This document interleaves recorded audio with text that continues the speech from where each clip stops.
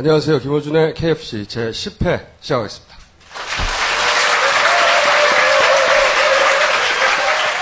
자, 오늘도 한떨기 송채경화 기자 나오셨는데, 제가 최근에 본 댓글 중에 재밌는 게 있습니다. 송채경화 기자 정신 차려라. 왜요? 그런 안일한 자세로는 안 된다. 화장이 옅어지고 있다. 앞으로 좀 더 진하게 하겠습니다. 네. 그리고 런던 가기 전까지 계속 나올 김보엽 기자 나오셨습니다. 안녕하세요. 그리고 오늘은 6.4 지방선거 전에 마지막 방송이에요, 저희가. 그래서 선거 한번 짚어보려고 리얼미터에 이택수 대표 나오셨습니다. 네, 반갑습니다. 우선 저희가 준비한 또 영상, 지난주 영상 보셨죠? 저희가 매주 영상 하나씩 준비하려고 하고 있어요. 데이터 마이닝을 통한 과학적인 분석, 지난주에 보셨을 텐데, 이번 주에도 오늘 다룰 주제 중에 가장 인상적인 장면 하나 골라서 영상으로 만들었습니다. 보십시오.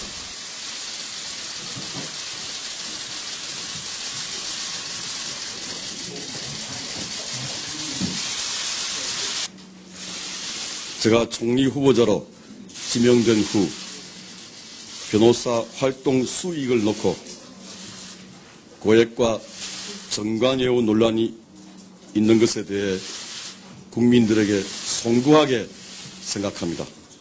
개인적으로 생각해도 소득이 너무 많다는 생각에 이미 제가 번 돈의 3분의 1가량을 기부했습니다. 사회에서 받은 혜택과 사랑은 사회에 돌려준다는 차원이었습니다. 그것이 평소 저희 소신이기도 합니다.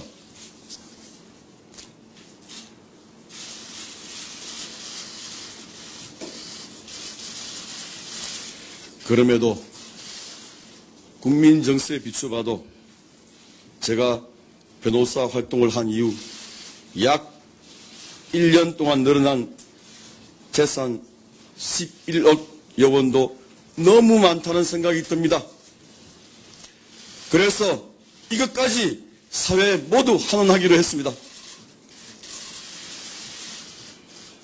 총리가 된다면 사회 기강을 확립하고 부정부패를 척결하는데 앞장서겠다고 한 국민과의 약속을 실천하는데 저희 소득이 결코 장애가 되어서는 안 되기 때문입니다. 저희 이런 결심을 믿고 지켜봐 주시기를 바랍니다. 저희가 이제 저 기자회견을 보고, 어린이 웅변학원의 향기를 느꼈어요. 그런데 이제 좀 부족했죠. 그 임팩트가. 그것이 오늘 사퇴했는데, 사퇴 원인이 아니겠는가. 다만 이제 안타까운 것은 이제 11억은 어떡한가. 약속은 꼭 지키겠다고 했으니 11억은 네, 기부하시겠죠. 큰일 났다는 생각이 들고요. 네. 그 앞에 3억도 하지 않았나요? 네, 4억 7천. 네, 4억. 4억 네. 7천 했습니다. 그거는 이제 사퇴한 날 기부. 아니죠. 그러니까 지명되기 3일 전에.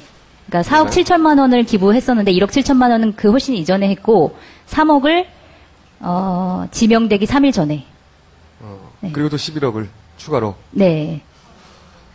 그러니까 4억 7천만 원에 11억을 더하면 15억 7천만 원을 이제 좀 기부를 하게 되는 거죠. 그거야 좀 개인적인 큰 아픔일 텐데. 그렇죠. 또 변호사 하면서 벌면 되잖아요. 근데 저는 처음 뉴스를 보면서 이제 안대희 전 대법관을 총리 지명할 때도 그랬고 이게 다 지방선거와 직접적인 연관이 있는 건데 그렇죠. 지금 왜 누가 스스로 사퇴를 했을까? 아니면 누가 계속 갈 경우에 더 어려우니 이만 물러나라 했을까? 이런 게 궁금하더라고요. 기준은 그런 거겠죠. 이게 선거에 유리할 줄 알았는데 세월호의 어떤 여파를 잠재우는데 이게 이제 돈이 터져 나오니까 불리할 것 같구나 해서 사실 이렇게 단시간에 아직 인사청문회 가지도 않았는데 스스로 사퇴하는 이런 건 처음 봤어요, 전.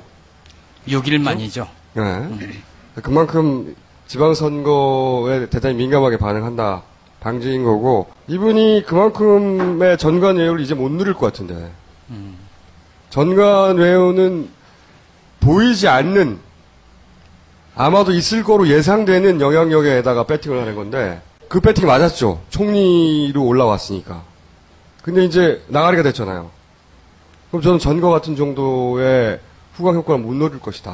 아니, 저는 다르게 생각하는 게 정관 예우라는 게 총리 때문에 되는 게 아니라 대법관 출신이라는 것 때문에 되는 거잖아요. 물론 그렇긴 한데 지금 네. 액수가 여느 대법관하고는 차이가 있잖아요, 좀.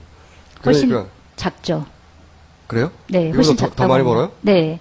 실제로는 착한 이것보다 사람이네. 하루에 3만 원밖에 안 이것보다 버는 더 착한 많이 거야? 번다 그래요. 실제로 뭐 100억 단위도 번다고 그렇게 얘기를 하는데 그래서 대법관 해야 되겠는데? 아니 그렇지. 근데 문제는 그렇게 버는 사람들은 네. 공직에 나갈 생각을 아예 하지 않죠. 그렇죠. 네. 근데 그러니까 이분도 제가 보기에는 이제 이쪽은 접고 돈 버는 걸로 나섰다가 갑자기 연락이 온 거고.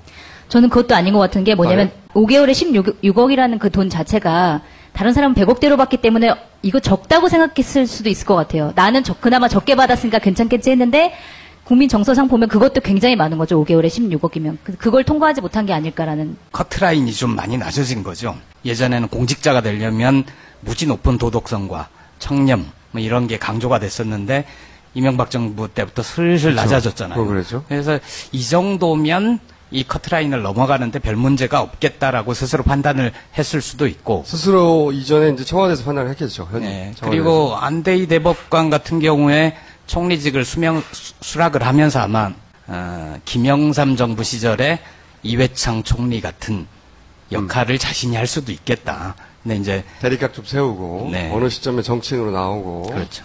그 모양새 좋게 기부도 하고 그러려고 했던 거다. 이게 다 그렇지 줬댔네, 않았나라는 근데? 추측입니다. 네? 아니면 다 줬대버렸어 어떻게 이거. 그렇죠. 방송 부적합 용어 좀 사용하지 마세요. 아니 이거를 달리 표현할 단어가 있나요? 매우 안 됐다. 이거 아니잖아. 근데 하여튼 이것도 제가 보기에는 선거 때문이다.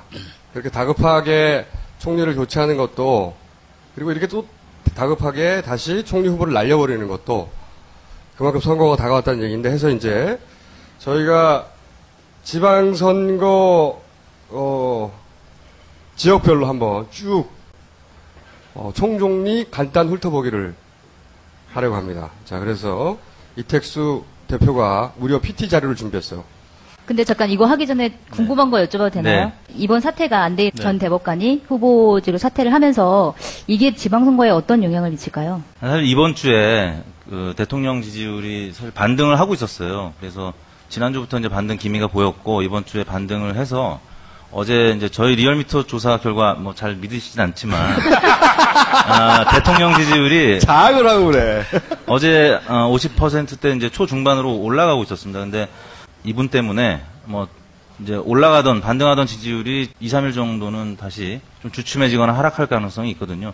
말씀하신 대로 선거에 이제 도움이 안 될 것 같으니까 미리 차단한 거구나. 차단한 이제 결과라고 보여지고요.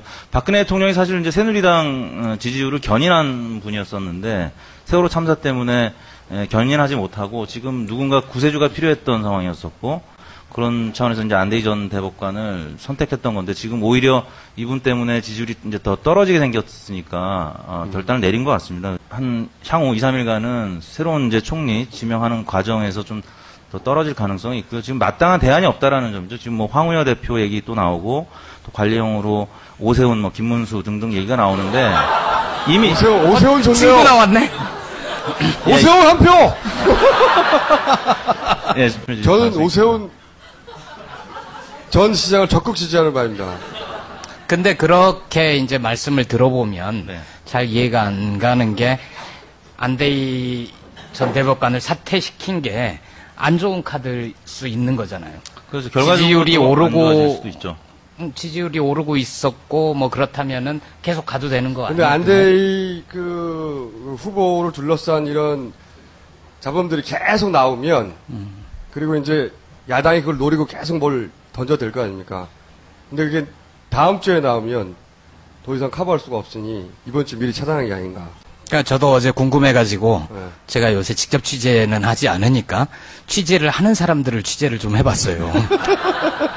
한 20년 가까이 정치 쪽을 취재해온 몇 분하고 모여가지고 이 안대희 어디까지 갈 것 같냐 했더니 의견들이 좀 달랐어요. 선거 결과가 나쁘면 안고 가지 못할 것이다. 아니다. 선거 결과가 나쁘더라도 안대희를 버리지는 못할 거다. 그만큼 박근혜 대통령과 가까운 사이다. 이런 얘기가 있었는데 선거 전에 바로 오늘 사퇴시키는 걸 보고 저는 오후에 그런 생각이 좀 들더라고요. 지금 여론조사에서 나오지 않는 뭔가 그 우세했던 지역이 뒤집혔다거나 큰 위기감을 느낀 거 아닌가 그런 생각이 들었어요. 그러니까 리얼미터 정도가 아닌 훨씬 더 정교한 청와대에서 내부적으로 돌리는 무슨 여론조사에서 빨간 신호등이 왔다든가. 아니면은 사퇴를 한 다음에 보수층이 이거 진짜 큰일 났다. 그래서 보수층이 결집하기를 원하는 그런 의도가 좀 있었던 거 아닐까요? 아니면 또 이런 거일 수도 있어요. 지방선거가 사실은 이렇게까지 주목받은 적이 별로 없어요. 지방선거는 총선 다음이고 그리고 지방선거에서 주목받는 사람이라 해봐야 서울시장이나 뭐 이렇게 한두 명 정도였지. 이 지방선거 전체의 결과가 현 정권의 조기 레임덕과 연결되지 않겠는가. 뭐 이런 걱정들이 크게 작용한 결과도 아닐까. 그리고 좀 보면 이번 선거뿐만 아니라 7월 달에 재보궐선거가 열리잖아요. 네. 지금 확정된 곳만 한 10여 곳 정도 되거든요. 그 규모가 더 커질 거라고요. 다 해서 한 16군데, 17군데 정도 되면 조그만 총선 규모고 그것까지도 아마 현 정권은 염두에 두는 뭔가 포석을 좀 하지 않았나 싶어요. 여하간 매우 위기감을 느낀 선거와 관련하여 매우 위기감을 느낀 결과죠. 자, 그러면은 항상 욕을 먹는 리얼미터에 그러면 분석을 너무 많이 해서 빨리 해줘요. 네, 지금 이제 광역단체장만 오늘 제가 준비를 했는데요. 세종시까지 포함하면 17개 이제 시도지사가 있습니다. 근데 제가 이제 결론만 말씀드리면 새누리당 우세 지역으로 6개 지역을 꼽았고요. 그러니까 원래 영남이 5군데인데 부산이 지금 중간에 접전 지역으로 분류가 돼 있고요. 이제 대전까지를 제가 제주 대전까지를 새누리당 우세 지역으로 봤습니다. 그리고 새정치연합 우세 지역은 전남, 전북, 원래 광주까지 포함되어 있었는데, 이제 아시다시피 강훈태 단일 후보가 무소속으로 지금 준비를 하고 있기 때문에, 광주는 무소속 후보로 지금 빠져 있는 상태고, 서울, 충남 정도가 새정치연합이 지금 강세를 보이고 있는, 그래서 이제 새정치연합은 4개가 지금, 박빙을 넘어서 이제 안전한 우세 지역으로 지금 분류가 되고 있습니다. 그러면은 이제 중요한 건 이 접전 지역을 누가 나눠갔냐. 그렇습니다.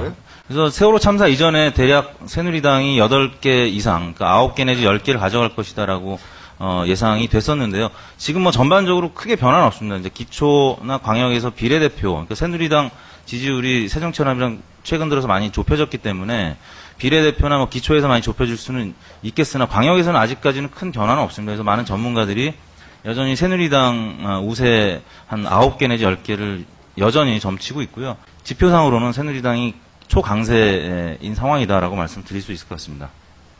자, 그럼 지역별로. 제가 이제 우측에 보면 사진이 좀 큰 사진이 앞서고 있는 분들의 사진입니다. 네. 박원순 시장의 얼굴이 좀 크게 나왔는데요. 지지하는 분은 아니죠? 예, 아닙니다. 가장 우측에 이제 평균치가 있고요. 사실 이렇게 평균치를 내는 거는 이제 통계적으로 의미 있는 바는 아닌데, 미국에서도 그 538.com이라고요.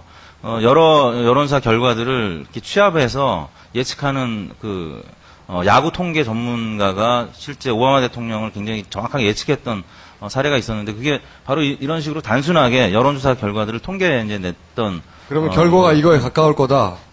지금 이제 아닙니다. 현재 평균 격차는 대략 14%포인트 박원순 시장이 앞서고 있는데 실제 우측 하단에 보시듯이 문재인 당시 대선 후보가 우측 하단은 이제 지난 대선 때 서울 지역에서 득표율이거든요. 51대 48이었기 때문에 한 자릿수 격차로 줄어들 것은 명확해 보이고 다만 이제 어느 정도 정몽준 후보가 격차를 줄일 것이냐의 문제입니다. 그래서 대략 제 개인적으로는 한 7, 8%포인트 격차로 박원순 시장이 현재로서는 이제 앞설 것이다라고 전망을 하고 있는데 혹시 박원순 시장, 현 시장이 역전될 거라고 전망하는 전문가들도 있어요? 아직까지는 없습니다. 그럼 다음으로 넘어가 주세요. 예. 그다음에 이 경기도는 불과 며칠 전에 이제 매일경제하고 매트릭스라는 조사기관이 했었는데 34대 34 거의 동률로 나왔던 지역이었었는데요. 오늘 아침에 중앙일보 이제 조간에서 발표된 결과에 따르면 또 남경필 후보가 상당히 많이 앞서 있는 결과가 나왔습니다. 그래서 대략 평균치를 보면 한 4.5%포인트 남경필 후보가 최근 일주일 사이의 조사에서 앞서고 있는 것으로 나왔는데 많은 전문가들이 여전히 경기도는 좀 보수적인 지역이고 역대 선거에서 대부분 새누리당이 이겼던 지역이기 때문에 지난번 그 대선 때처럼 1, 2% 차이로 새누리당이 우세하지 않을까라는 게 여전히 여전한 전망이고요. 경기가 제일 재밌는데요. 네. 사실 김진표 후보가 당선될 가능성도 여전히 3분의 1가량은 있다고 봅니다. 그래서 3분의 1이요? 예, 누가 당선될지는 전문가들도 사실 지금 예측하기는 어려운 상황이고요. 남경필 네. 후보가 박근혜 대통령이랑 매치가 잘 안 되다. 사실은 박근혜 대통령의 비판적인 메시지를 되게 계속 던져왔던 네. 인물이잖아요. 근데 그게 그럼 과연 이번 선거에서 남경필 후보한테 유리하게 작용할지 아니면 불리하게 작용할지. 얼마 전에 뭐 박근혜 대통령을 제가 지키겠다 해가지고 또 논란이 되기도 했었는데 그 이미지가 어떻게 작용을 할까요? 그 전략적으로 감각이 있는 분이라고 생각합니다. 왜냐하면 박근혜 대통령이 지금 지지율이 굉장히 많이 빠졌고 박근혜 대통령을 지키고자 하는 50, 60대 유권자들을 겨냥한 어떤 포석이었다고 보고요. 여전히 그런 차원에서는 보수적인 성향이 많이 있는 경기, 특히 이제 북부 지역으로 그런 차원에서는 남경필 후보가 앞서 있다라고 봐야 될 것 같고요. 사실 언더독 효과가 있습니다. 분명히 그 지는 쪽에 그 지지층이 결집하는 효과가 선거에서 최근 들어서 많이 나타나고 있기 때문에 김진표 후보로 이 지지층 결집할 가능성도 충분히 있거든요. 그래서 지금 며칠 전에 발표됐던 매일경제 저 결과대로 보는 것이 현재로서는 맞다고 판단이 듭니다. 네, 그다음에 인천인데요. 사실 송영길 시장이 가장 그 새누리당 경선 과정에서 견제했던 후보가 이제 유정복 후보였었는데 세월호 참사 때문에 가장 또 큰 타격을 입은 분이 또 유정복 전 안전행정부 장관이고요. 세월호 참사 이후에는 한 번도 역전된 사례가 없었기 때문에 지금 송영길 시장이 뭐 평균치 한 8%포인트 앞서고 있습니다. 그래서 이 지역은 현재는 조심스럽게 송영길 시장의 우세 지역으로 지금 분류가 되고 있습니다. 그 다음에 부산은 뭐 오늘 중앙일보 조간에서는 많이 서병수 후보가 앞서는 것으로 나타났었는데 최근 들어서는 오거돈 후보가 앞서는 결과들이 많이 쏟아져 나왔었죠. 근데 그 대표적으로 감춰진 표심이 부산에 새누리당 표심이 좀 있는 것으로 전문가들은 예측을 하고 있습니다. 일주일 전 말고 이전 거를 보면은 오거돈 후보가 사실은 그러니까 새정치연합 김영춘 후보랑 단일화를 했잖아요. 단일화 했을 경우에를 가정하고 지지율 조사를 해보면 굉장히 월등히 높은 걸로 나왔었거든요. 근데 단일화를 한 이후에 오히려 지지율이 그렇게 높게 올라가는 것 같지가 않아요. 그 이유는 왜 그런 거죠? 단일화를 했는데. 이제 여론조사 과정에서 질문의 Q 효과라고 하는데요.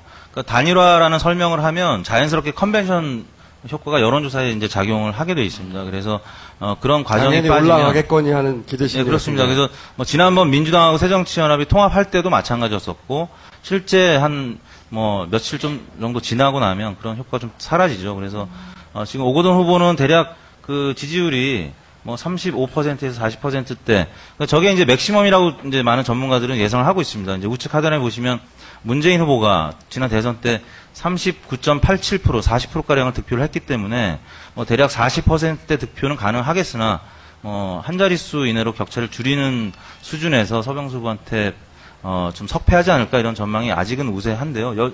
여전히 여기도 뚜껑을 열어봐야 하는 그런 지역이긴 합니다. 그다음에 이제 저는 여기가 재밌어요. 개인적으로. 강원도 지역인데요. 강원도가 최문순 지사가 당선될 거라고 의심하는 분들이 그러니까 떨어질 거라고 의심하는 분들은 거의 없었습니다. 불과 이제 한 달 전까지만 해도. 근데 세월호 참사 이후에 오히려 이 지역은 접전 이유가 지역으로. 뭐예요? 이유가? 그러니까 최영집 후보가 굉장히 그 관리를 지역구 관리나 뭐 네트워크 관리를 굉장히 잘한다고 소문이 났고요. 실제 캠페인도 많은 그 선수들이 붙었다.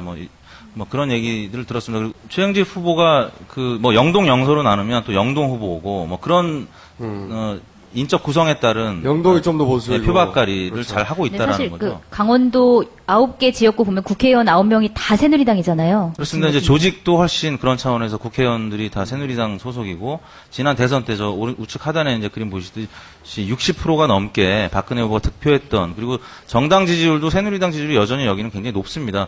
그러니까 최문순 지사의 개인적인 어떤 지명도나 인기도가 이 조직적인 노력에 의해서 잠식당하고 있는 이런 형국인가요, 그럼? 그렇죠. 뭐 정당 지지율, 뭐 대통령 지지율 여러 가지. 그래프상으로만 보면 지금 뭐 역전될 수 있는 이제 그래프로 분류가 되고 있기 때문에 많은 전문가들이 최영집 후보의 당선 가능성도 50% 지금 이상으로. 하나 말아 하는 네. 말.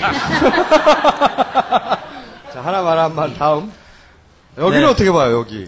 여기는- 여기는 아시는 뭐 관심 있으신 분은 대부분 아시겠지만 안철수 대표와 김한길 대표가 꽂은 사람이거든요. 사실은 이게 이제 안철수 대표에 대한 어떤 신임 투표이기도 해요. 이제 광주 지역에서. 좌측에 있는 YTN 조사 결과가 그 단일화 아마 직전에 조사된 걸 거고요. 이제 중앙일보 조사 결과는 좀 걸쳐 있는 건데 아까 이제 송채 기자님이 말씀하셨던 것처럼 좌측에는 단일화를 전제로 한 뭐 이런 가상 대결이기 때문에 오히려 좀 더 높습니다. 그러다가 이제 한 2, 3일 지나니까 조금 더 격차가 줄어들었는데요. 실제 격차는 굉장히 줄어든 채로 나타날 가능성이 있습니다. 그래서 안철수 대표나 뭐 당 지도부가 총력전을 할 것이기 때문에 왜냐하면 안철수 대표의 거취와도 지금 관련이 있는 그런 이 결과는 이제 그 당 새정치연합의 지형과 관련되어 있는 거죠. 여기서 만약에 강훈태 무소속 후보 당 대표 두 사람이 합심하여 한 사람을 꽂았는데 이 양반이 이겨버리면 당내 지형에 큰 변화가 생기겠죠. 사실은 안철수 대표가 유일하게 꽂은 사람이잖아요. 안철수 사람이. 눈에 드러나게 유일하게 꽂은 네, 사람인데. 유일하게 꽂은 사람인데, 그러면 뭐 대표직을 물러날 정도가 되는 건가요? 그 정도 강도가? 누가 물러나라고 할 수는 없어도 최소한 말발을 안 먹히는 거죠, 이제. 정치인의 말발이라는 건 결국은 당선시키는 힘이거든요. 박근혜 대표가 여기까지 온 게 그거 선거만 뛰면 다 이긴다고 사실인지 모르겠으나. 광주 유권자들이 무척 어려워할 것 같아요. 그러니까요. 여러 가지 의미에서. 지금 이제 보시면 부동층이 35%가량, 3분의 1가량이 아직 못 정하고 있습니다. 전략적으로 광주 시민들이 어떤 판단을 할지는 좀 더 지켜봐야 되겠는데요. 안철수에게 더 힘을 실어주는 게 맞냐, 아니면 이 정도에서 거두는 게 맞냐, 이런 판단도 그 안에 포함되죠. 그 판단이 더 앞서서 아마 고민이 네. 될 겁니다. 광주. 네, 다음은 이제 또 충북 지역인데요. 이 지역도 전문가들이 굉장히 예측이 어려워하는, 예측이 어려운 지역인데요. 전문가들이 맞출 수 있는 것은 우리도 다 맞출 수 있는 곳인데 보니까. 지금 이제 마지막으로 발표된 오늘 기준에서 마지막으로 발표된 중앙일보 조사에서는 윤진식 후보가 앞서는 것으로 오차 범위 내에서 그러니까 이시종 후보가 계속 오차 범위 내로 쫓기고 이제 있었던 지역이었다가 최근 들어 좀 벌어지나 했더니 다시 윤진식 후보가 지금 앞서는 결과가 나왔는데요. 아마 내일자, 그러니까 오늘이 마지막 조사하는 날이기 때문에 내일 조간에 또 조사 결과들이 한 여러 곳 발표가 될 텐데 대략 접전으로 나타날 것 같습니다. 그래서 이 지역도 예측이 굉장히 어려운데 이 지역은 그 유경수 여사의 고향이 있는 옥천이 있는 이제 충북 지역이기 때문에 정당 지지율도 그렇고 박근혜 대통령의 득표율도 그렇고 굉장히 높은 지역입니다. 그래서 충남 충북 다 정당이나 이제 대통령 지지율이 높아서 굉장히 후보로서는 어려운데 이시종 후보 입장에서는 지금 이제 세 번째 도전이죠. 그래서 그 지방 정부에 대한 평가적인 성격도 있기 때문에 굉장히 좀 어려운 싸움을 하고 있습니다. 다음은 이제 안희정 지사인데요. 충남은 뭐 한 번도 지금 역전된 결과가 없었기 때문에 안희정 지사는 그 충청에서 이제 차기 주자로 이제 키워주려고 하는 뭐 그런 유권자들이 많습니다. 그래서 새누리당 지지층조차도 안희정 지사를 지지하는 결과들이 한 두세 달 전까지만 해도 많이 있었거든요. 이제 자, 그럼 넘어가 주세요. 네. 바쁘니까. 네. 잘생겨서 싫어요? 그다음에 대전이 상당히 지금 좁혀지고 있는 분위기입니다. 그래프 보시면 한 20%포인트 앞서 있다가 최근 들어서는 이제 한 자릿수로 지금 격차가 좁혀지고 있는데 박성현 시장 다 아시겠지만 대전은요의 주인공이죠. 그래서 시장 하시다가 그만두고 국회의원 하다가 다시 이제 도전하게 되는 그런 상황이라서 고정표가 있습니다. 그래서 고정표가 있는데 지난번 대선 때 가장 접전이었던 지역이 바로 대전입니다. 49.95 대 49.70 거의 뭐 동률로 나왔던 지역이기 때문에 이 지역도 상당히 권선택 후보가 따라 붙지 않을까. 역전도 사실 가능한 지역이기 때문에 아까 제가 접전 지역으로 분류를 했었습니다. 그 다음에 세종시인데요. 유한식 시장과 이춘희 후보. 사실 이제 새누리당 지지층이 좀 그 균열이 있는 지역입니다. 여기가 선진당과 이제 한나라당 두 당이 합당을 했었으나 이제 최민호 전 후보가 이제 한나라당 쪽이었었고요. 유한식 후보는 선진당 쪽이었었는데, 최민호 전 후보가 그쪽을 지지했던 분들하고 화학적인 융합이 이제 아직 잘 안 되고 있는 지역 중에 하나입니다. 그래서, 이춘희 후보가 지금 꽤 약진을 해서 여기는 뭐 평균치도 거의 41대 41 똑같기 때문에 여기는 뭐 지난번 대선 때도 뭐 차이가 약간은 있었습니다만 그래도 크지는 않은 지역이라서 여기도 예측이 가장 어려운 지역 중에 하나입니다. 죄송합니다. 나머지는 뭐, 예, 다 호남, 영남권이기 때문에. 그건 다른 예, 한번, 예, 넘어가고, 그냥 네. 넘어가겠습니다. 쭉 넘어가고. 그리고 대구의 경우에는 김부겸 후보가, 많이 지금 따라잡고 있는데 그래도, 워낙 지난번 대선 투표율을 보시듯이 80대, 뭐 거의 20, 뭐 상대가 안 되는 게임을 했었던 지역이라서 어느 정도 격차를 줄여가느냐의 관전 포인트가 있는 지역이기 때문에 여기도 넘어가도록 하겠습니다. 자, 네, 경상북도도 마찬가지고요. 울산 마찬가지고. 제주도는 원희룡 전 의원이 안희정 이제 지사처럼 제주도에서는 한번 키워보자 이런 그 야권 지지층에서도 지지를 많이 받고 있는 그래서 정당 지지율보다 높은 지지를 받고 있는 지역 중에 하나입니다. 자, 그러면 전체적으로 본인 전망하기에는 몇 대 몇으로 갈릴 거라고 보십니까? 여전히 저는 9대 8로 여야로 따진다면 9대 8로 새누리당이 우세하다고 보고요. 향후에 이제 6일밖에 안 남았는데 경합 지역 중에 그러면 새누리당 쪽으로 가는 것은? 한 3지역 정도는 적어도 아니, 가져가지 숫자 말고 않을까 어디? 거고요. 저는 이제 왜 친구라면서 표시하셨잖아요. 주황색으로 쪄요? 표시하셨잖아요. 망하는 꼴을 보고 싶어요. 지금 한 몇 개 지역을 꼽는다면 새누리당으로 갈 수 있는 지역이 저는 강원 지역 아까 말씀드렸지만 강원, 부산, 경기 뭐 이렇게 보고 있습니다. 근데 이제 제가 말씀드린 세 지역 중에서 한 곳 정도는 새정치연합으로 넘어갈 수 있을 것 같고요. 또 충북, 세종, 인천주 세 지역 중에서도 한 곳 정도는 또 넘어올 수도 있기 때문에 저는 여전히 9대 8로 예상을 하고 있습니다. 그러니까 강원도가 이겨줘요. 강원도는 현재 상황이라면 최영주 후보가 이길 가능성이 높습니다. 현재 상황이라면. 예. 재무순이 아니라. 예. 자, 그러면은 이쯤 되면은 저희가 내기를 좀 해야 돼요. 저는 최문순에 한 표 합니다. 김보엽 기자 어디다 거실랍니까? 닭걸도 닭. 취재를 안 해서 요새. 저는 최문순 한 표. 송채경 기자는요? 저도 최문순이 될 것 같아요. 네, 그럼 우리는 닭 나누는 걸로 하고. 저는 전망을 하지 않습니다. 그럼 내기가 성립이 안 되잖아요. 비겁한 남자. 자, 그러면 최문순이 친구가 내고. 저는 최문순에 한 표 걸었는데, 만약에 안 되면, 이택수 대표가 나와서 닭을 사는 걸로. 이택수 대표가 이기는 걸로. 이기는 사람이 내는 거예요. 좋습니다. 예. 최문순 대표가 이겨도 이택수 대표가 내고. 아까 출연료가 아까 얼마나 그랬죠? 닭값은 돼요. 자, 추세만 봤어, 추세. 사실은 뭐, 현재 그래프를 보고 확실히 이긴다, 진다 하는 지역을 빼고 나서 경합 지역은 예상하기 어렵네요, 굉장히. 네. 워낙 세월호 참사 때문에, 그러니까 야권표는 어느 정도 이제 빨리 회복이 되고 있는데, 여권표가 들쭉날쭉했습니다. 여론조사, 자체가 이제 최근 들어서 여러 가지 한계를 나타내고 있지만, 실제 여론조사 기관별로도 조사 결과가 많이 차이가 나고 있기 때문에, 그런 조사 방법에 또 많이 차이가 있죠. 나머지 일주일 동안의 관전 포인트는 보수 지지층이 얼마나 결집하느냐, 여기 달린 거예요? 그렇습니다. 이제 침묵의 나선이라고 하죠. 그래서 침묵하는 보수표가 지금 분명히 더 많다라고 전망을 하고 있는 겁니다. 많은 분들이 뭐 여전히 이 야권 표심이 잘 안 잡히고 뭐 숨겨져 있을 거다라고 전망을 하는데, 근데 전문가들은 뭐 지난 대선 때 또 기억도 있기 때문에 실제 또 들쭉날쭉하는 표심이 또 새누리당 표고, 그래서 새누리당 표가 뭐 정몽준 후보도 그렇고 서병수 후보도 그렇고 많이 좀 감춰져 있을 가능성이 있다라는 거죠.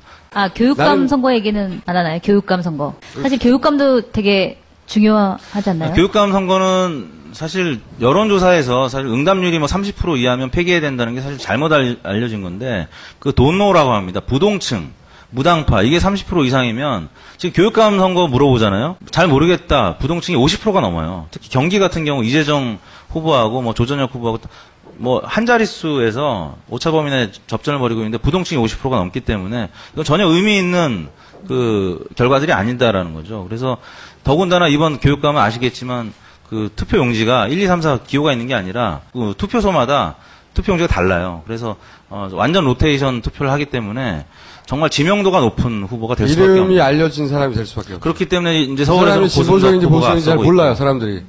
앞으로 교육감원 후보는 아마도 이런 시스템이라면 그 사람의 뭐 교육 철학이나 이거보다는 훨씬 더 중요한 게 그 연예인들 쪽에서 나올 가능성도 있어요. 진짜로. 근데 교육이랑 연예인이랑 좀 안 어울리잖아요. 안 어울릴 것 같은데, 그러니까 거의 연예인화 된 전문 직종들, 고승덕 후보처럼 그런 사람들이 일로 영입될 가능성이 굉장히 높다. 정당 공천하는 게 맞을 것 같아요, 저는. 저도 그렇게 생각합니다. 예. 저희가 다음 주에는요, 이 지방선거 결과를 놓고, 치킨을 놓고, 그때 다시 받기로 하겠고, 이번에 지방선거에서 이게 보통 한 7장 되죠?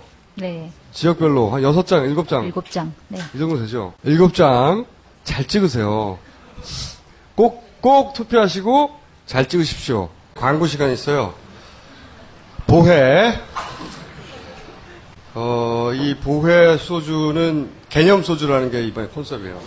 개념 소주. 그래서 김제동 모델로 해가지고 이렇게 진보적인 인사를 모델로 했기 때문에 곧 시장에서 사라질 수 있다. 이것을 강조하여 사람들에게 불안감을 야기시켜서 없어지기 전에 빨리 가서 먹도록 하는 그런 전략인 것 같은데. 네. 아니, 거기서 꼭 해달라고 요청한 멘트가 있는데요. 9시 반 소주에서는 최초 주립대학, 술 주자죠. 주립대학 9시 반 주립대학을 설립해서 반응이 좋다고 하는데요. 제1대 총장으로, 네. 반응이 실제 좋은지는 모르겠지만 좋다고 하고요. 1대 총장으로 김제동, 주임 교수로 진중권 교수님을 모시고 있다고 합니다. 김제동 정도를 총장으로 해서 이 소주가 사라지겠는가. 이 소주가 사라지려면 저를 총장으로 해야 됩니다.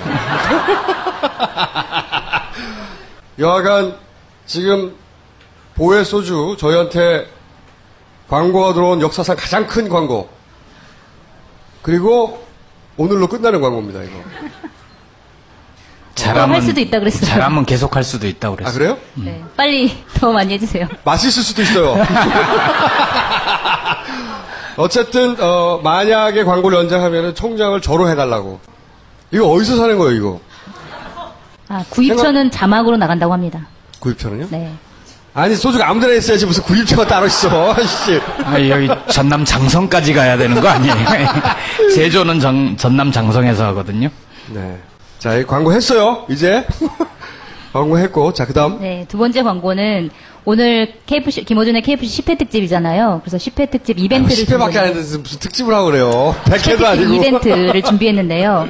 그 인디밴드 3호선 버터플라이라고 아시죠? 저희 초반에 MC송으로 나갔던 3호선 버터플라이가 6월 8일 일요일 오후 7시에 홍대 V홀에서 단독 공연을 하는데요.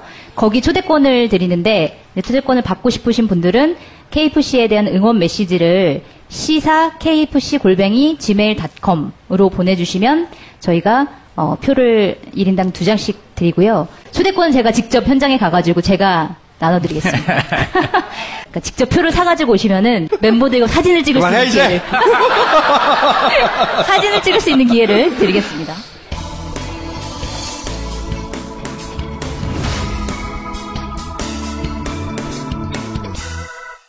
저희가 예고했듯이 두 번째 이 세월호 사건의 레이어는 세 가지가 있다.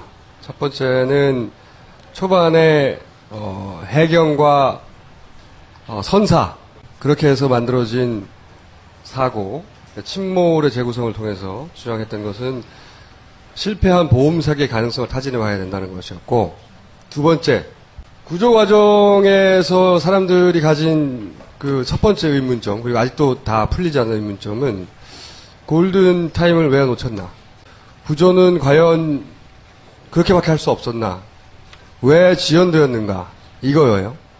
이 질문에 대해서는 아직도 사실은 누구도 명확히 답을 못 해주고 있어요. 오늘 그 답을 좀 해보려고 시도하려고 할 텐데, 왜 구조가 늦었지 질문을 하다가 그 우리 언론들이 찾아낸 것이 언딘이에요. 언딘이라는, 민간이라고 말했던 게 언딘이라는 기업이네? 그러면서 이제 언딘과 해경의 유착관계에 대한 많은 보도가 나왔죠.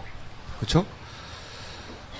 그러면서 일부에서는 언딘을 도덕적인 판단의 대상, 나쁜 기업, 나쁜 사람들 이렇게 해석을 하기도 했는데 저는 좀 접근이 다릅니다. 해경 혹은 정부는 공공기관이죠. 공기관. 여기는 사기업이에요. 그러니까 도덕이나 윤리로 접근해서 저는 이해가 불가능한 일들이 있을 것이다. 기업의 논리 또는 이윤의 관점에서 접근하면 풀리는 대목이 있다 이거예요. 다 풀리는 건 아니지만. 예를 들어서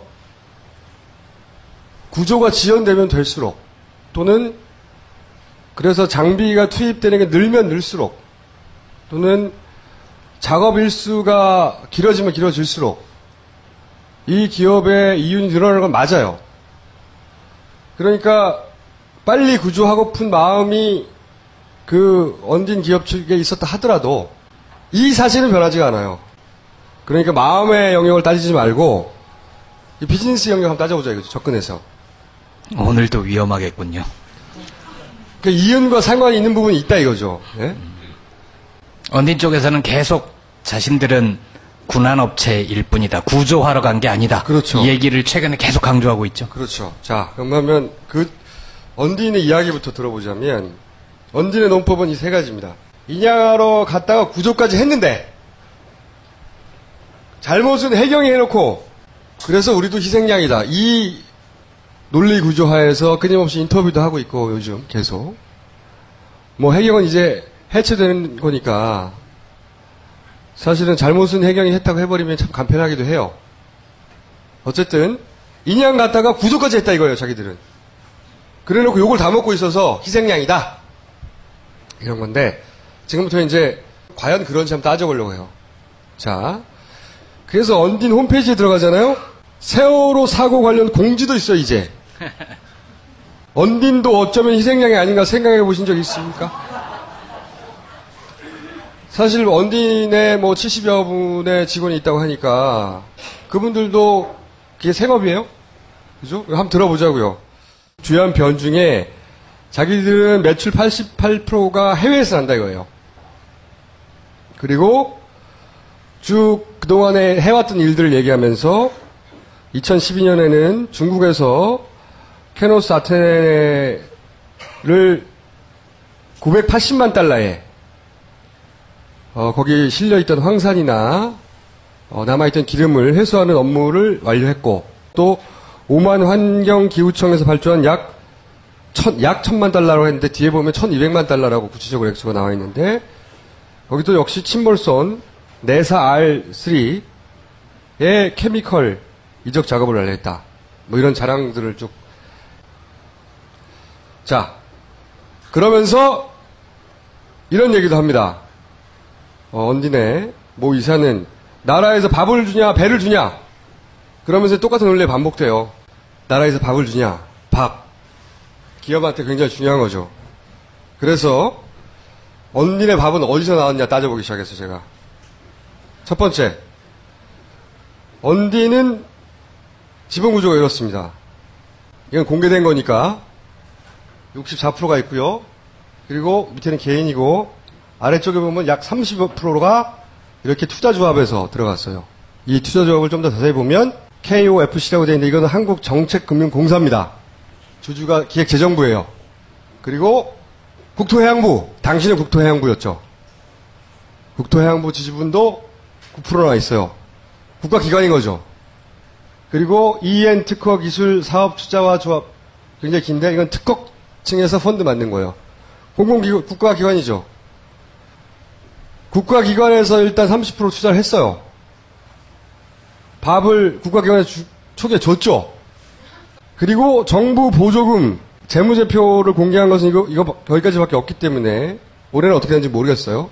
3억 넘는 돈이 정부 보조금이 들어갔습니다. 사업도 보면은 가장 많은 이윤을 남긴 공개된 재무제표까지의 사업을 보면 국내 사업으로 진도 제주간 사석보호공사라는 걸 했어요.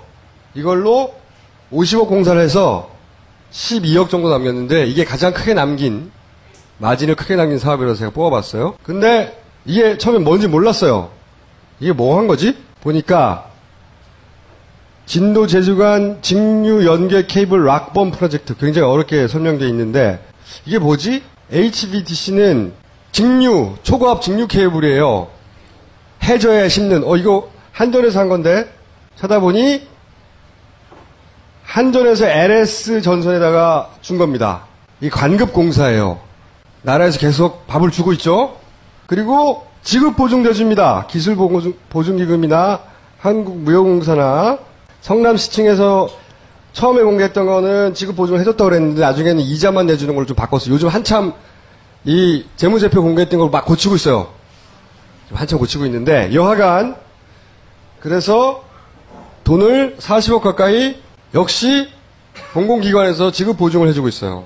그러니까 투자를 해줬죠? 보증금을 줬죠? 관급공사 줬죠? 지급 보증까지 해줬죠? 나라에서 밥을 준 거예요. 그래서 이제 이번에는 공사를 좀 세부적으로 들여다보기로 했어요. 진도 제주 사석보호공사 락범 프로젝트 이게 뭐냐? 처음에는 도대체 모르는 해양 건설 부분이니까 자료를 막 찾아봤더니 이 공사를 한전에서 발주해서 LS 전선이 원천업자입니다. 처음에 받은 거기에 자료를 찾아보니까 내용이 뭐냐면 해저에 케이블을 깔 거 아니에요. 거기다 돌을 이렇게 케이블이 물에 흔들지 말라고 돌 까는 거예요. 내용 간단한 사업입니다. 굉장히 어려운 대단한 사업인 줄 알았더니 이 케이블이 조리에 흔들리지 말라고 돌로 덮어주는 공사. 이거를 받아서 50억짜리를 하고 12억을 남겼어요. 그 해에 총 이익이 8억인가 됐는데 이익이 없었으면 마이너스였던 거지.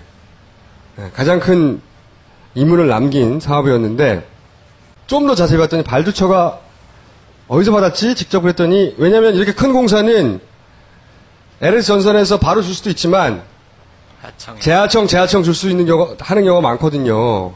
그래서 이제 발주처가 어딘가 봤더니 덕만해운이라고 돼 있어요. 덕만해운. 여기서부터 제가 좀 이상했습니다.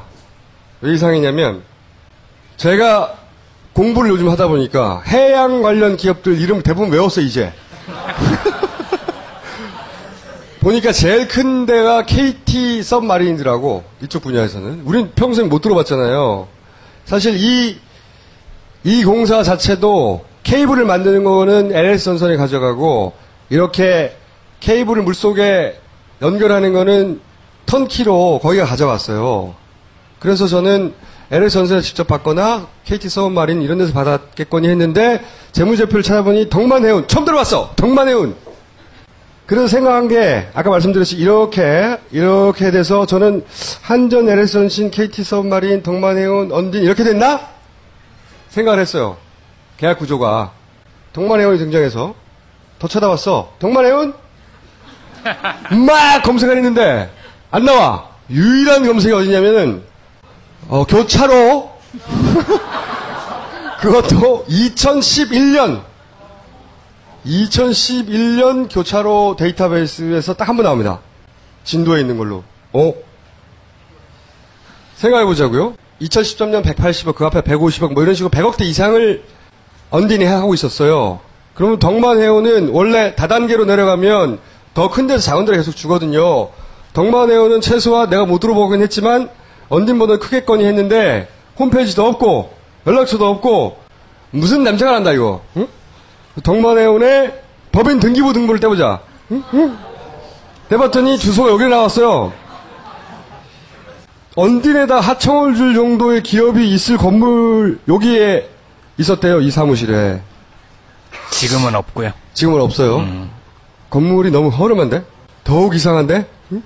또 찾아와서 더 등기부등본을 떼봤더니 이 언딘 이 사업을 시작한 게 2010년입니다. 2010년에 새로 생긴 회사야. 2010년에 새로 생겼는데 부산에 생겼어요? 근데 이사를 갔어요. 진도에 8월 달에.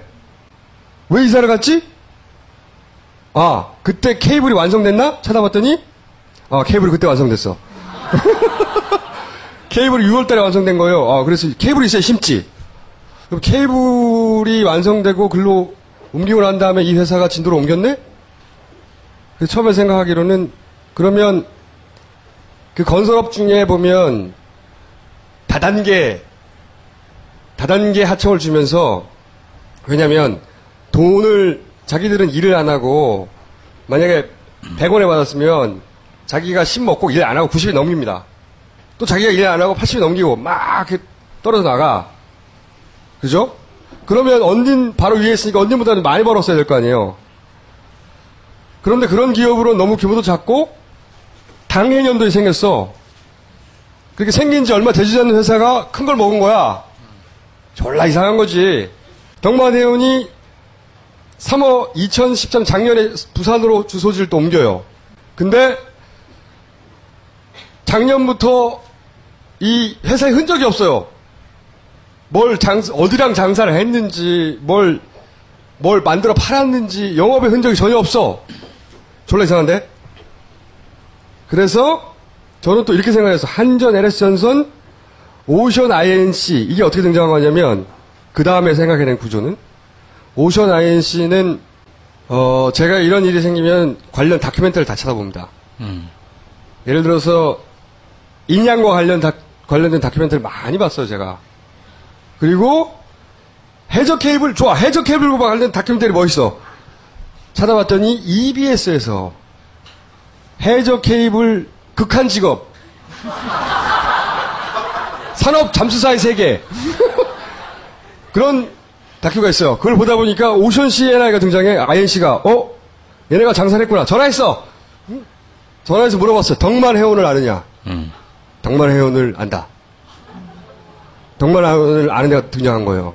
그러면서 얘기를 쭉 하다 보니까 그때 세키 카이지라고 하는 일본 회사의 한국 지사가 돌을 까는 작업을 했대요. 그래? 그러면 이렇게 된 건가? LS전선, 오션, INC, 덕만해운, 세키카이지, 한국지사? 세키카이지를 찾았어. 일본에 전화했습니다. 덕만해운은 안 돼. 그리고 자기들이 언딘가 같이 작업을 했대. 그럼 여기 어딘가에 껴있나? 세키카이지는 존재하는 회사예요. 일본 회사고요. 일본 회사로. 크진 않으나, 이렇게 돌을 바닷속에 까는 작업을 하는, 오래된 조그만 회사예요. 그래서, 실제 작업도 했고, 그런데 저희가 더 찾아봤습니다. 여러 가지 루트로.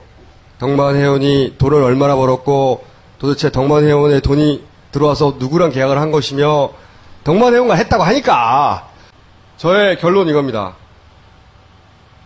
이 덕만해운은 정체가 없어요. 지금은 사업자 등록이 돼 있는데, 아직도. 사실상 작년부터 아무런 영업이 없어요. 그리고, 열심히 여러 각도로 따져봤더니 이 덕만해운을 중심으로 비자금이 흘렀습니다. 제가 여기까지 말씀드릴 수 있어요. 덕만이 언딘의 페이퍼 컴퍼니일 가능성이 있다. 그런가요? 언딘이 만든 페이퍼 컴퍼니인지 단정할 수는 없죠. 그러나 덕만으로 비자금이 흘러간 건 분명해요. 왜냐하면 그 구조상 도저히 이해할 수 없는 자금의 흐름이 나옵니다. 이런 구조, 순환 구조가 나올 때 흔히 비자금을 조성할 때 이렇게 하거든요. 제가 수사기관이 아니기 때문에 더 이상은 몰라요. 모르는데 자신 있게 말씀드릴 수 있는 건 덕만해운은 유령회사입니다. 페이퍼 컴퍼니고, 그리고 이 루트를 통하여 누군가의 비자금이 흘렀어요. 여기 조사해 보세요. 그리고 중국에 있는 캐노스 아테네 케미컬 이족 프로젝트, 거기에 이제 배가 광저우 연안에서 중국에서 침몰을 해요. 근데 그게 화학선이었어요. 근데 그 안에 그 화학물이 남아 있었던 거예요. 그래서 그거를 언딘이 가가지고 뽑아냅니다. 그리고 그걸로 980억을 벌었다라고 이제 자랑하는 프로젝트 중에 하나예요. 이 침몰은 분명히 있었어요. 이거는 당시 중국의 CCTV에서 보도한 겁니다.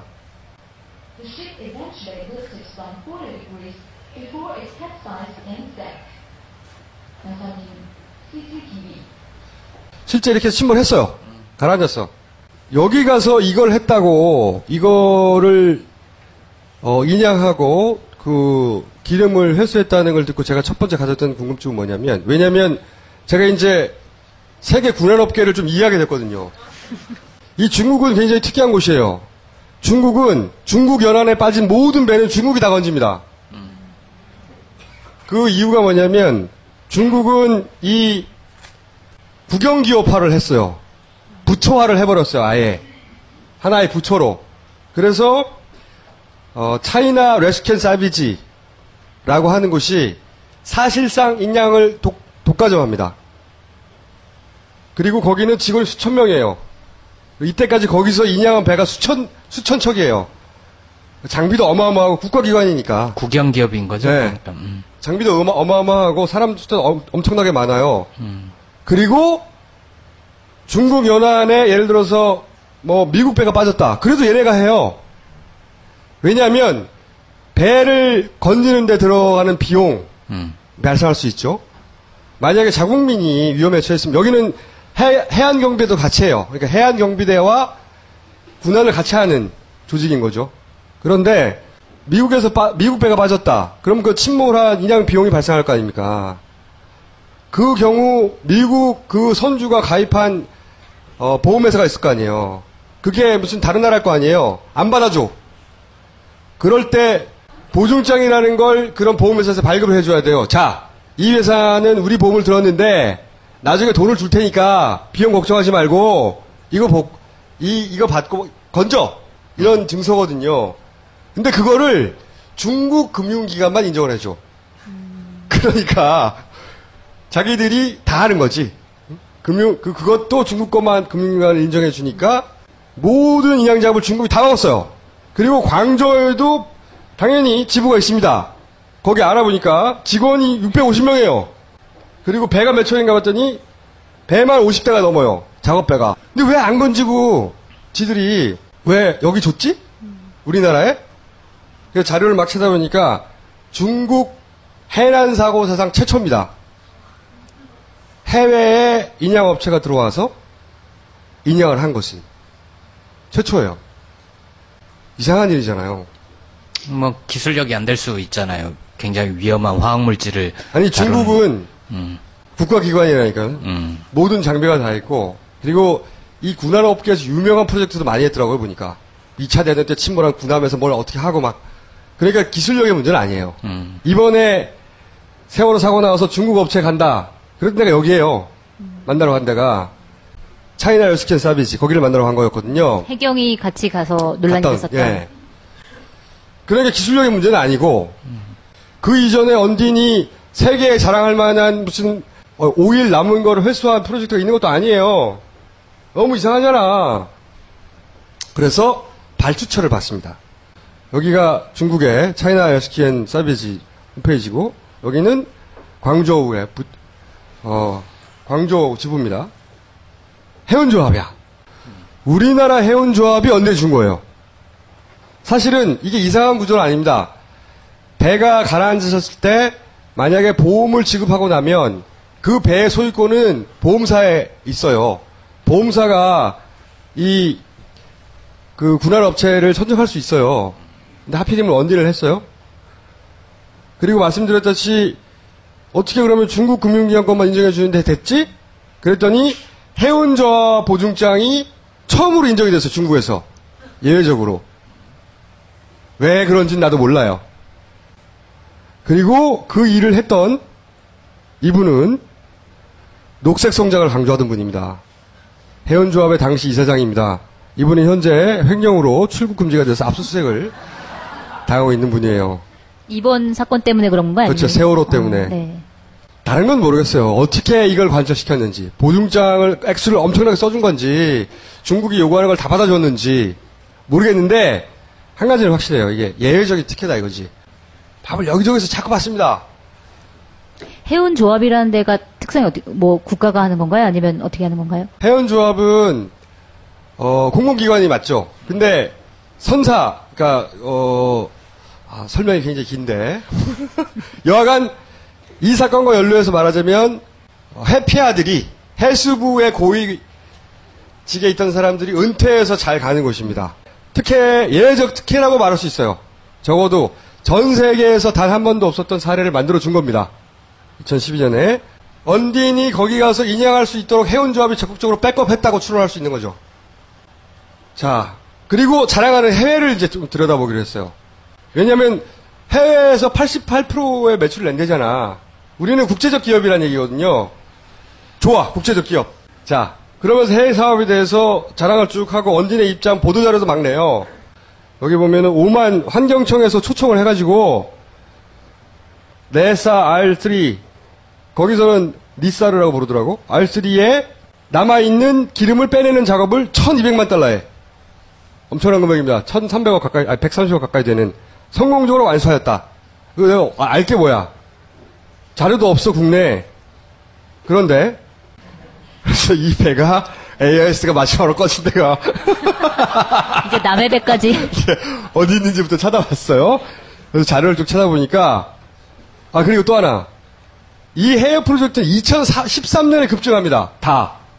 대부분의 해외 프로젝트가 다 작년에 거의 다 몰려 있어요. 여기 보면은 뭐 무산담 여기도 오만이에요. 가스 플랜트를 했다 그러고 여기도 오만이에요. 네사 여기서 오일을 건졌다고 하고 아부다비 UAE죠. 아부다비에서 조선소 쉽 리프팅 개선 성능 개선 프로젝트 굉장히 어려운 이름인데 이런 걸 했다 그러고 여기서도 이런 걸 했다고 하고 몇 개 더 있어요. 근데 어쨌든 2012년 말부터 2013년 사이에 이런 걸 대부분 다 해요.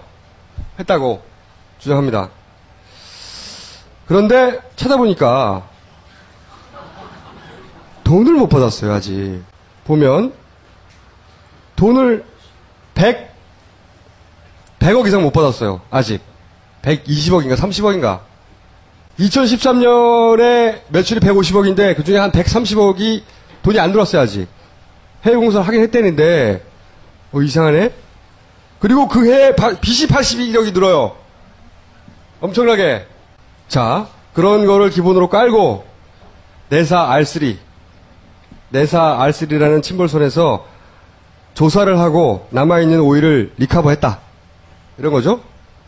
그리고 오만 환경청에서 발주했고 2013년 9월부터 올해 2월까지 했다. 그래서 찾아봤다니까 여기야. 그래서 AIS 자료를 뒤져보니까 요 사실 알았어요. 이게 탱커야. 유조선이야. 여기서 제가 힌트를 얻었습니다. 이게 오만에서 가라앉았고 이게 유조선이에요. 그러면 태안 때 생각을 해보시면 우리가 태안에서 막 오염 제거 작업을 하고 그 돈을 어디서 받냐면 IOPC라고 하는 기금에서 받아요. 국제유류 오염 보상 기금.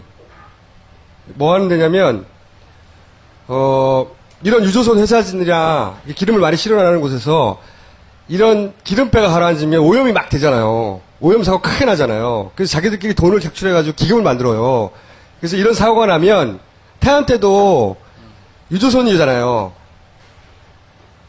기름 유출됐잖아요. 기름으로 의한 오염의 경우에는 이 기금이 자기들 기금과 계약이 체결된 곳은 이 기금이 가서 사용된 그 오염 제거, 오염 방제 또는 오염을 없애는 데 들어갔던 돈을 얘네가 보상을 해줘요. 일종의 그리고 보험 같은 거죠. 그렇죠. 일종의. 그리고 그 돈을 나중에 이 선박의 보험회사로부터 받아요. 왜냐면 당장 오염 제거해야 되는데 돈은 들어가고 그럼 나라 돈을 먼저 쓰고 그리고 얘네가 주고 얘네는 나중에 구상권을 청구해서 보험회사로 받고 대략 이런 구조라고요. 근데 이게 국제기금이기 때문에 국제기금은 보고서를 굉장히 자세히 씁니다. 모든 국가들이 이해할 수 있을 정도로 자세하게 그 보고서를 쓴다고요. IOPC는. 오케이. 이거는 보고서가 있을 수 있다. 오만이 체결국인가 같아. 오만이 체결국이야. 그래서 IOC 펀드에 가가지고 네사 R3 프로젝트를 막 뒤졌더니 있어. 그래서 IOPC가 언제 개입했냐 봤더니 6월 달에 빠졌는데 7월부터 개입을 해요. 여기서 기술 어드바이서도 보내고 그 다음에 어업에 미치는 피해를 측정할 전문가도 보내고 왜 이걸 처음부터 보내냐면 자기들이 돈을 쓸 거기 때문에 불필요한 돈을 막 써버리거나 그죠? 돈을 부풀리면 안 되잖아요. 그리고 보고서가 여러 가지 나오는데 그 중에 보면은 첫 오염은 제거하는데 52만 5천 파운드를 씁니다. 이게 우리나라 돈으로 9억 정도 돼요. 그래서 이제 네사알은 얼마나 썼는지 소위 기름을 회수하는데 거기도 자세하게 보고서가 있어요. 보면은 2013년에 8월 달에 내셔널 테크놀로지 커미티라는 곳에서 입찰을 합니다. 그러니까 입찰을 해서 갔다는 것까지 맞는 거죠. 그리고 조사가 9월 달에 이루어져요. 그러니까 이 조사에 언딘이 했나 보다. 거기까지도 말이 앞뒤가 맞는 거죠. 그리고 나서 그 조사의 목적은 뭐냐면 거기 남아있는 역청 비투맨의 상태와 양을 조사하는 거. 목적이 그거였어요. 그래서 이제 최근 걸 다시 봤죠, 뒤에. 그러면 가장 최근 게 2014년 4월 8일 날 나온 건데 거기에 보면은 간단하게 요약하면 이겁니다. 여기서 올해 다시 갑니다. 다시 가서 그 배 어떻게 됐냐 다시 논의를 합니다. 논의를 하는데 오만에서는 여기서 기름 남은 걸 다 빼자고 해요. 좀 이상하잖아요. 다 뺐다고 그랬는데 언딘에서는 이 보고서에 의하면 올해 초에 오만에서 남은 걸 다 빼자고 요구를 하고 여기서 IOPC에서는 거기에 뭐가 얼마나 남아있는지 모르는데 빼는 것부터 어떻게 할 수 있냐. 서베이를 다시 하자고 제안을 해요. 그래서 올해 3월에 언디는 2월에 모든 작업을 끝냈다고 그랬는데 올해 3월에 서베이가 됩니다. 뭐 얘기가 좀 다르죠? 분명히.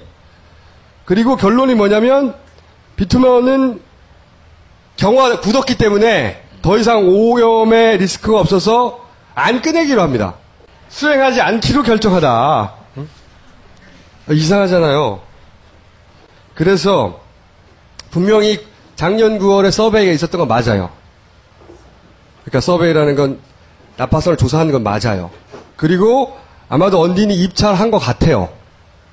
누구나 입찰할 수 있었으니까. 그리고 그때 아마도 1200만 불을 써낸 것 같아요. 그리고 아마 거기에 기본적인 조사하고 그런 것들이 이루어졌던 것 같아요. 그리고 그 금액 전체를 아마 1200만 불 불렀던 것 같아요. 왜 그런 생각을 했냐면 제가 이제 인양 단가를 모르니까 전 세계에는 인양과 관련된 기관들이 참 많이 있습니다. 미국에 보면은 이런 기관이 있어요. 오피스 오브 내셔널 머린 생츄어리 어쩌고저쩌고 하는 기관이 있어요. 뭐 해양 뭐 안전에 관한 해양 환경 관리국 뭐 이 정도 되겠죠? 아마 우리나라 말로 하면 거기 보면은 침몰선에서 오일을 제거하는 프로그램에 대한 워크숍도 하고 자기들끼리 그러면서 이때까지 배럴당 돈이 얼마나 들었나 인양비 그리고 이때까지 인양했던 배들의 비용을 얼마나 들었나 이런 거 막 통계를 막 내놔요. 그런데 그 통계상으로 보자면 1200만 불짜리 프로젝트를 다 하질 않았어. 그럴 가능성이 높아. 여기 IOPC에서 와가지고 그걸 다 꺼내냐 마냐 얘기하다가 다시 한번 다른 곳에 조사를 시킨 것 같아요. 그래서 안 하기로 한 것 같아.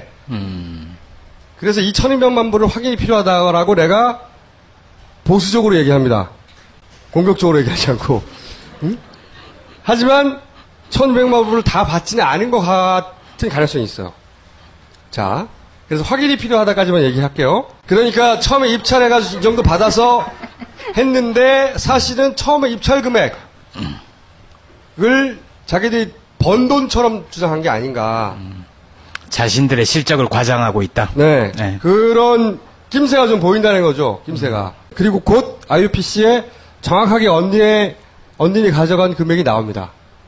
저희가 요청해 놨기 때문에 그 나오면 알려드리겠고. 자, 그래서 저는 확인이 필요하다. 다 받았을 수도 있어요.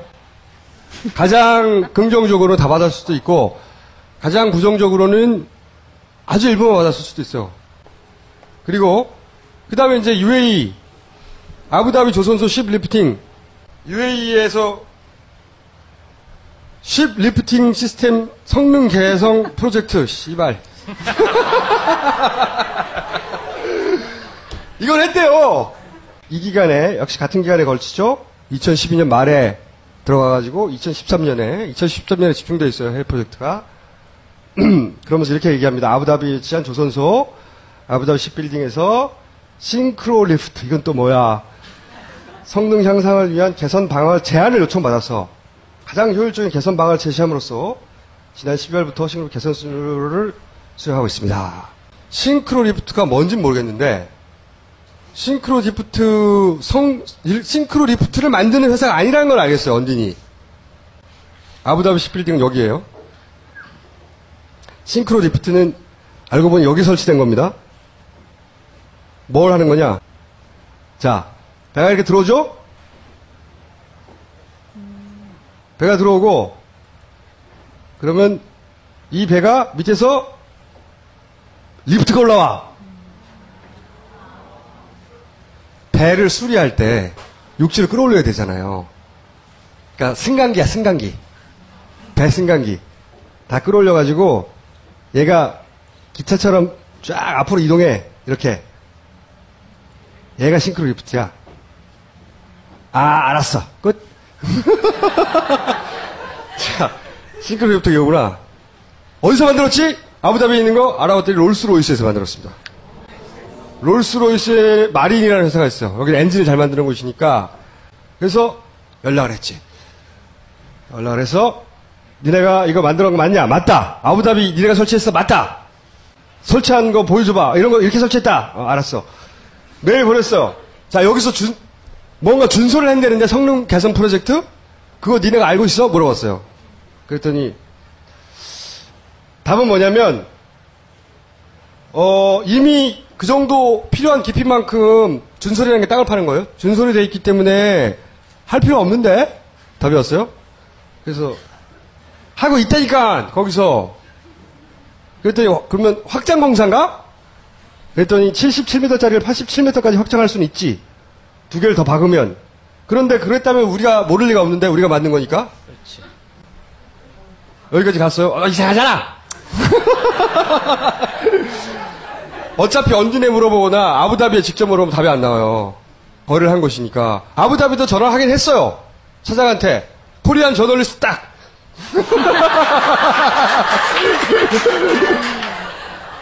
자, 자세히 보니까 거기에 자기들 작업한 내용을 보니까 파일 항상 영어로 써요. 파일 스트럭처 마린 그로스 블라스팅이라고 써 있어요. 이걸 했대요. 거기서. 이게 뭐지? 이게 뭘까? 마린 그로스 블라스팅. 또 찾았어. 졸라게.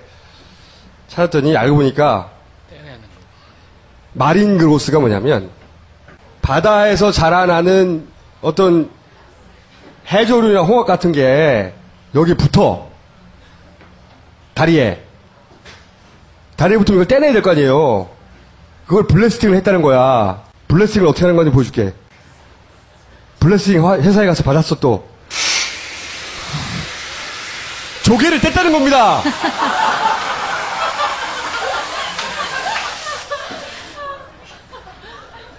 이게 작업의 실체예요. 그러니까 싱크로 리프트 성능을 개선해달라고 요청을 한 게 아니고 여기에 조개가 좀 붙어있는데 빼달라. 이거 하나 하고 이거 했다면 이 작업을 했다고 하니까 마린 그로스 블라스팅을. 두 번째는 영어로 막 써놓은 거 보면 드래징 오퍼레이션 바이 로보틱 드래징 이런 게 자기들이 했다는 작업의 스코프예요. 그럼 뭔지 찾아봤더니 뭔가 팔 때 사람 물속으로 파야 되니까 뭘 팔 때 기계를 넣어서 팠다는 거예요. 이런 기계를 넣어서. 그럼 그런 작업을 했나? 이게 언딘이 내놓은 자기들이 작업을 했다는 내용입니다. 여기에 뭔가를 여기 언딘 작업부예요. 이게 포크레인이 있습니다. 여기에 준소를 했을지는 모르겠어요. 땅을 팠을지는. 근데 여기는 여기 밑에 싱크로 리프트가 설치되어 있는가? 그러면 왜냐하면 싱크로 리프트라는 거 아까 말씀드렸지만 물속에 있던 배를 끌어올리는 거잖아요. 여기는 위치가 어디냐면 여기에요. 여기 있어야 되거든. 구동이는 구동인데 무슨 구동인지 잘 모르겠어요. 그래서 다시 롤스로이스에 물어봤어요. 여기 구동이에 싱크로 리프트가 있냐? 답이 곧 올 겁니다. 자, 그럼 여기까지만 보고도 좀 이상해요. 이 비교적 간단한 작업을 굳이 UAE에서 한국에 있는 언딘을 불러서 할 이유가 있을까요? 언딘만 가진 기술이 아니잖아. 난 너무 이상했다는 거지. 더군다나 이 작업을 해서 10억을 벌고 돈을 4,700인가 남겼는데 원가를 계산해보면 돈을 마이너스예요, 돈이. 돈을 못 벌어, 꼬로 박았어요. 거꾸로. 이 사업은. 그러니까 외국에 가서 사업을 할 필요가 있었던 거예요, 계속해서. 뭔가 실적 부풀리기가 필요했다는 건가요, 그러면?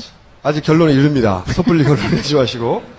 그래서 싱크로 리프트 프로젝트 자체는 과장이에요. 뭔가를 안 했다는 게 아니야. 쭉 따져보니까 이 조선소가 거슬러 올라가서 우리나라와 연관을 최초로 맺게 되는 데가 언제냐면 이명박 각하께서 UAE 원전 때 갔을 때 그때 데리고 갔던 조선소 관계자들 STX 같은데 거기가 여기 가서 MOU를 맺습니다. 그게 최초의 연결고리예요. 아, 그러면 STX 같은 데서 여기랑 연결해달라고 소개를 받았나? 해외 프로젝트가 필요해서? 네, 여기까지 생각했어요. 이 프로젝트 자체는 과장이에요. 이렇게 설명하는 것은. 그리고 이상한 것은 돈을 손해보면서까지 했어요. 자, 이게 다가 아니야. 또 들여다볼 게 뭐가 있냐면, 우리가 이제 언딘과 관련해서 말하는 법안이 최초로 말하는 게 순환구호법이에요. 순환구호법 때문에 해양구조협회가 생기고, 거기에 부회장이 되고, 거기 해경 간부들이 들어가서 유착을 했다. 언딘은 우리는 유착 안 했다. 이렇게 주장하는 순환구호법 있죠? 순환구호법 말씀드린 대로 여기서 해양구조협회 만들어라 했어요. 이걸 누가 발의했느냐? 이병석 의원입니다. 이분은 이상득 의원 계보로 유명한 분이죠. 이병석 의원이 대표 발의를 했는데 언론에서 이제 이 부분을 문제 삼아요. 여기 한국해양구조협회를 만들어서 해경 밑에 두고 거기에 언딘 대표 부총재 시키고 여기에 해경 간부들 들어가가지고 언딘에 몰아준 거 아니냐? 언딘은 아니다! 그런데 이 해난 순환구호법에는 매우 특이한 조항이 있습니다. 그래서 이게 만들어졌죠? 해양구조협회가?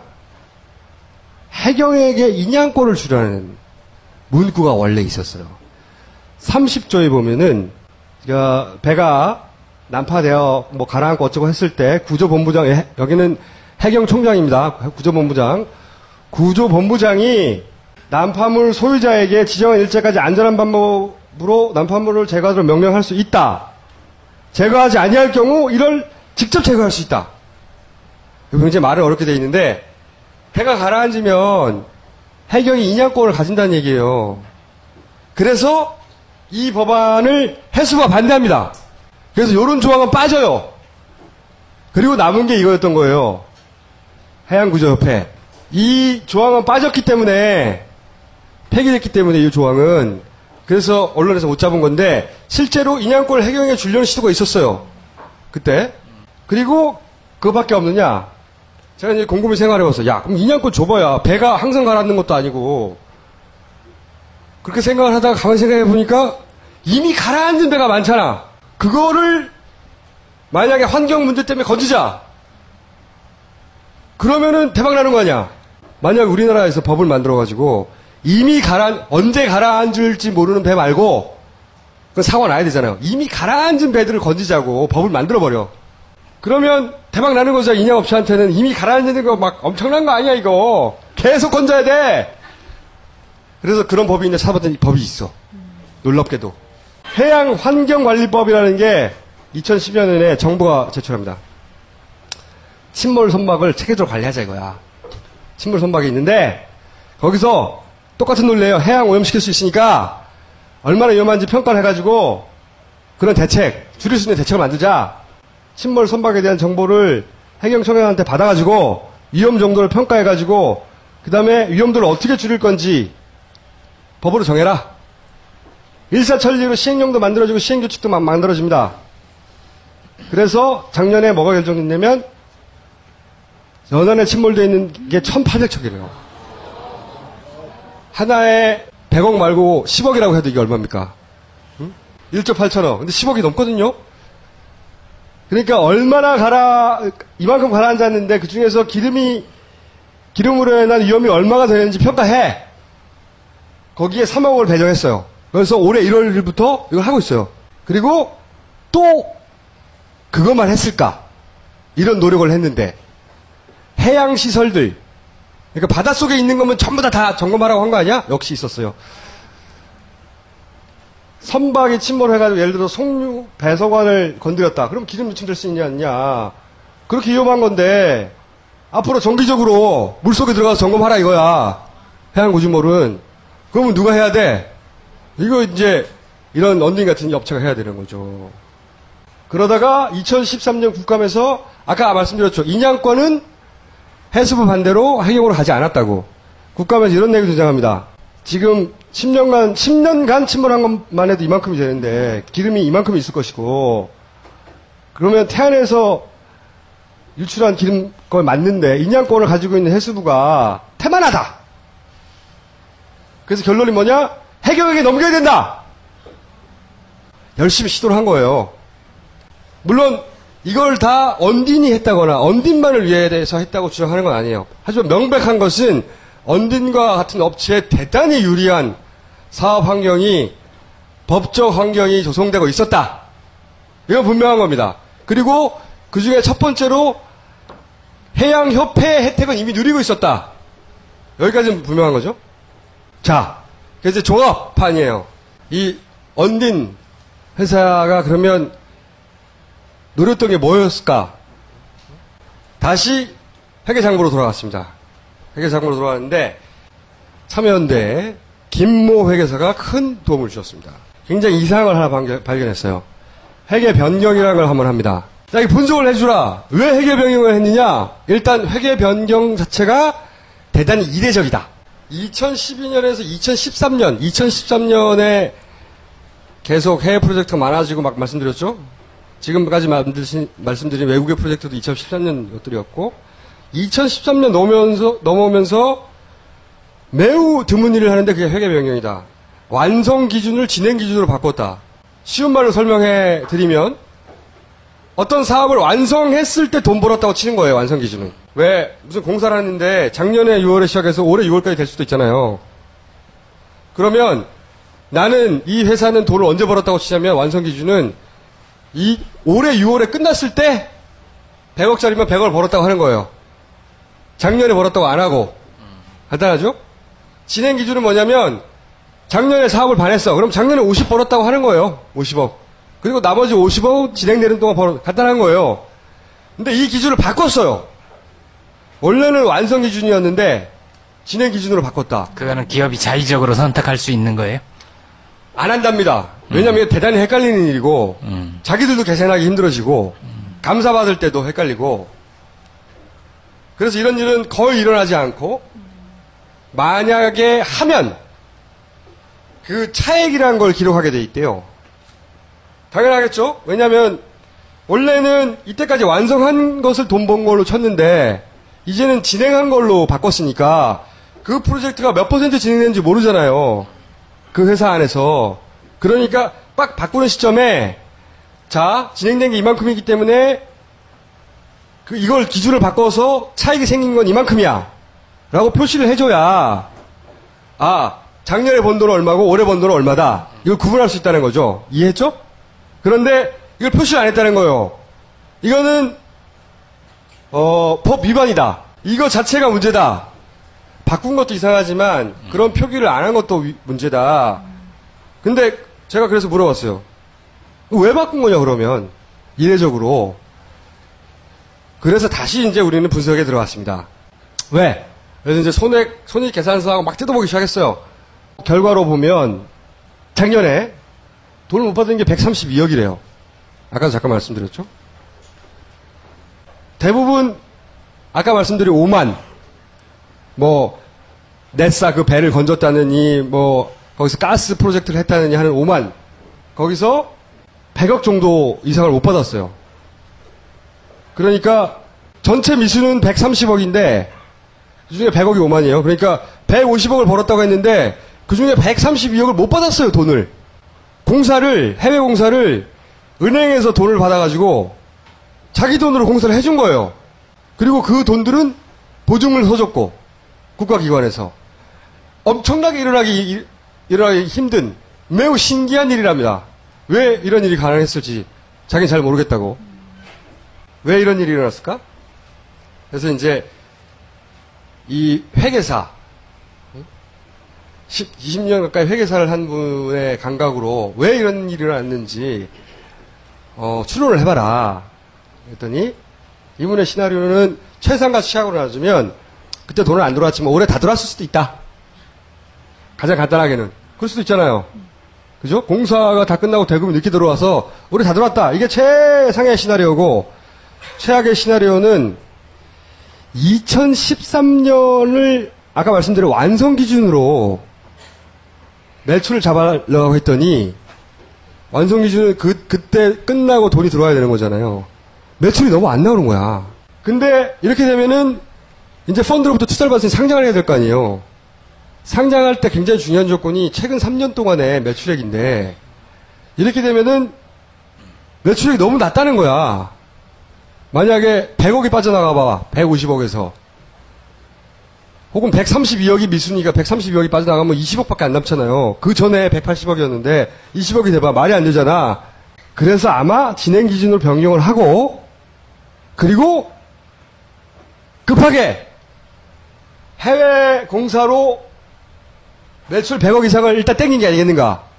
해외 공사는 금방 잡히지 않고 또는 약간의 과장이나 뻥튀기도 가능하니까. 이게 이제 최악의 시나리오. 이 기업에 일어난. 실제 돈은 들어오지 않았지만 매출액으로 잡을 수 있기 때문에 그렇죠. 진행 기준을 바꾼 거다. 바꿔놓고 그래서 매출액이 한 150억 정도 발생한 것처럼 했을 시나리오가 가능하다. 뭐 현실은 이 둘 중에 어딘가일 수도 있으나 자 그렇게 얘기하면서 여기 보면은 자기들이 일을 하고 자기들이 남긴 원가가 얼마나 되는지 원가 비율, 용역의 원가율을 공개했는데 2011년에는 일을 하고 나서 73%가 원가였다는 거야. 남는 게 나머지죠. 2012년에는 76%가 원가였는데 갑자기 원가가 푹 떨어져요. 저는 이걸 보고 이상하다고 생각 안 했는데 회계사의 이야기는 이런 업종이 갑자기 우주선을 개발하거나 무슨 신소재를 개발하는 게 아니기 때문에 비싼 일을 계속 해오는 것에서 원가가 갑자기 절반으로 떨어진다는 건 절반 수준으로 일어나지 않는 일이다. 이거 이상한 일이다. 처음에. 원가율이 떨어진다는 거는 순이익이 확 늘어난다는 건. 바로 그거. 네. 예리했어요. 말씀하셨듯이 지금 메꿔야 되는 그 마이너스가 너무 많이 난 거예요. 쉽게 줄여서 얘기할게요. 회사에 매출은 너무 조금 나고 마이너스가 너무 많이 난 거예요. 마이너스를 메꾸기 위해서 이걸 좀 조절하고 좀 만지고 그 다음에 해외 매출의 큰 덩어리가 좀 필요했고 물론 상장하기 전에도 해외에서 프로젝트 했다고 그러면 상장에 플러스 포인트 됩니다. 그런 이유도 있고 그리고 급하게 큰 매출들의 규모들 모양이 좀 필요했고 장부를 좀 만졌다. 이건 틀림없이 그렇게 보인다. 그럼 거꾸로 이거를 다 최악의 시나리오로 돌아가서 지금 장부상에 드러난 것만 가지고 만약에 최악의 매출이나 그걸 한번 잡아봐라. 그럼 얼마나 나오겠냐? 물론 최악과 최상 사이 어딘가에 있을 수 있는데 최악의 경우라면 대충 보니까 매출은 20억 정도 하고 마이너스 50억 정도 났는데 안 좋았던 거예요. 분명한 것은 그게 언딘이 작년까지 처했던 상황입니다. 그런데 세월호 사건이 난 겁니다. 세월호 사건은 이들에게 엄청난 구세주예요. 로또예요, 로또. 자, 세월호 정도 큰 사건이면 뭐 외국에 가면 2천억이니 어쩌든 하잖아요. 천억만이라고 자르죠. 만약에 세월호를 인양하고 뭐 모든 비용을 해외에서는 2천억 견적 나왔죠? 1,000억이라고 해봐요. 1,000억은 실제로 벌리는 돈이에요, 이번에는. 그러면 이 모든 게 만회됩니다. 한 번에. 상장돼요. 당연히. 이 스케줄 상으로는 대략 올해나 내년쯤에 상장해야 되는 스케줄이라고 하던데. 상장되는 거예요. 상장이 되면 보십시오. 법안은 모두 준비되어 있어요. 그러면 그렇게 되면 한 50배, 100배 터졌겠죠? 이 회계사의 이야기로는. 그리고 상장 직전에 아마 쭉 누군가가 털고 나갔겠죠? 왜냐하면 투자한 사람들 중에 그 신주 인수권을 행사하거나 전환사채로 들어간 사람들이 있어요. 이런 사람들은 어떤 시점에 상장하기 직전에 예를 들어서 비상장 때 장외로 털어요. 예전에 벤처에 뻥튀하고 먹튀들 그렇게 한 건데 100배 막 터집니다. 그런 로또가 터졌을 것이다. 진짜로. 그러니까 이거를 분석하고 나서 그 회계사하고 둘이 앉아서 했던 얘기는 세월호는 로또였구나. 이들에게는 적어도 정말로 큰 로또였던 거예요. 자, 그러면 굉장히 희망적인 시나리오로 가볼까요? 언딘에게 과거형으로 돌아가서 사람만 다치지 않았다면 1000억짜리 한번 하고요. 그리고 인양권을 해경이 가졌든 해수부가 가졌든 크게 중요하지 않아요, 사실은. 어쨌든 건져야 할 배들은 쌓여 있고요. 그죠? 그리고 돈은 현금이 왕창 들어왔고요. 상장에서 빵 터졌고요. 그러면 탄탄내로가 열리는 거죠. 그래서 제가 보기엔 최초의 세월호 사건은 적어도 언딘에게는 비즈니스적인 로또가 터진 겁니다. 도저히 포기할 수 없는 내 나와버리 아무도 못 들어오게 할 정도의 10년 거래업체 돌려보냈대잖아요. 청해진에. 이건 일도 아니지. 응? 언딘이 있으니까 안 내려가도 된다고 청해진에서.